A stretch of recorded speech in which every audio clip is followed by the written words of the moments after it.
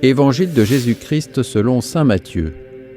En ce temps-là, Jésus s'adressa aux foules et à ses disciples, et il déclara : Les scribes et les pharisiens enseignent dans la chair de Moïse, donc tout ce qu'ils peuvent vous dire, faites-le et observez-le.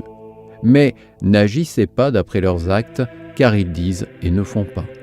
Ils attachent de pesants fardeaux, difficiles à porter, et ils en chargent les épaules des gens, mais eux-mêmes ne veulent pas les remuer du doigt.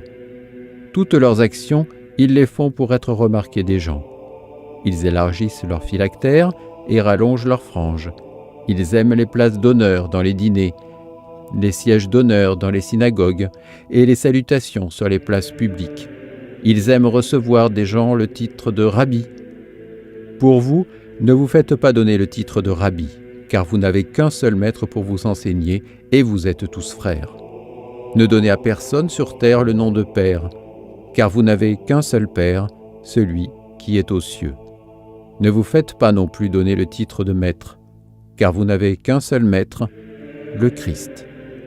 Le plus grand parmi vous sera votre serviteur. Qui s'élèvera sera abaissé, qui s'abaissera sera élevé. Acclamons la parole de Dieu. Le plus grand parmi vous sera votre serviteur.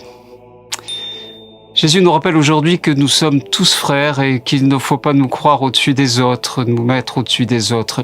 Le seul homme qui a l'autorité complète, bien sûr, c'est Jésus, parce que c'est sa divine autorité.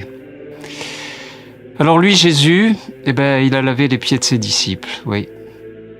Et puis, il s'est anéanti, comme le dit Paul dans les Corinthiens, il s'est anéanti. Et il a donné sa vie pour ses frères et sœurs en humanité. Oui, le plus grand parmi vous sera votre serviteur. Vous savez, c'est dans le service des autres que Sœur Emmanuel, l'abbé Pierre, Mère Teresa de Calcutta, c'est dans ce service qu'ils sont devenus grands. Et c'est dans l'humanité, dans l'humilité et le don de soi que vraiment notre humanité peut arriver au vrai bonheur. C'est dans ce chemin vers l'autre que nous avons le chemin du bonheur.